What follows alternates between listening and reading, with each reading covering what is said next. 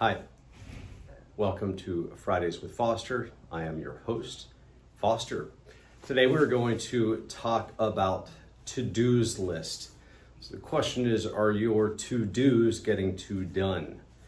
A lot of times we feel the need to compile lists and numbers and outline form and all of these things, and we realize that at the end we are actually no closer to accomplishing the things than we were before we started said list. So what I want to talk to you about today are just some simple things that we can do in order to better organize our checklist items to get the to-do list done. So first thing, there are many different software programs out there that work well. So if we talk about the medium, so how are you tracking your to achieve items, if you will? Trello is a good example. They also Microsoft Teams. There are larger forms of project management software that you can utilize. There are definitely some industry specific and proprietary pieces of software that could be overkill. There are lists within software platforms such as Salesforce that you can assign to specific leads and things of that nature. What I want you to do is I want you to do a couple things. Number one, keep it simple, right? And do what works for you.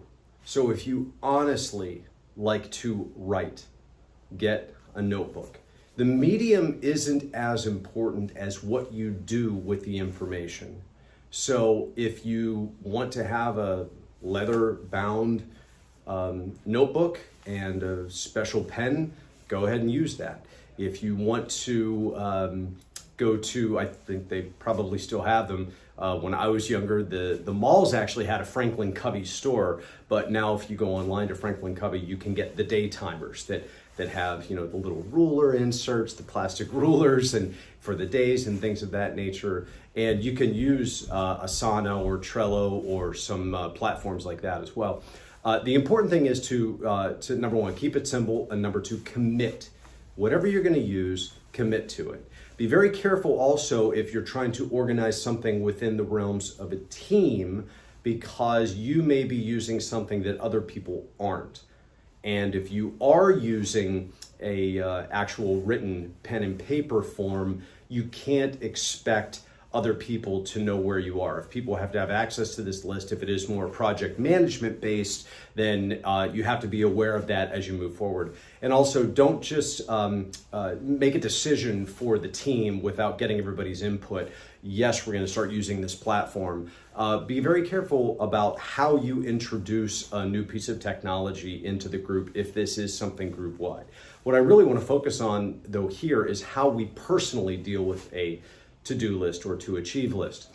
So the first thing would be, again, choose a simple medium and make sure to commit to that, what that is.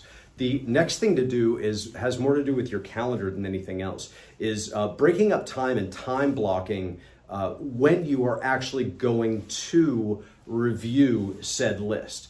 Break apart the list. And what you can oftentimes do is bookmark your days. So set time in the morning for maybe 15 minutes. You're going to take maybe a master list, and you're going to pull 3 priorities out of that list that you're going to accomplish for that day. At the end of the day, you're going to time block or bookend a review. What did you actually finish? And I would highly suggest that when you make that commitment to complete 2 or 3 things from your list that day, make it reasonable and actually achieve those things. Don't let anything else get in your way.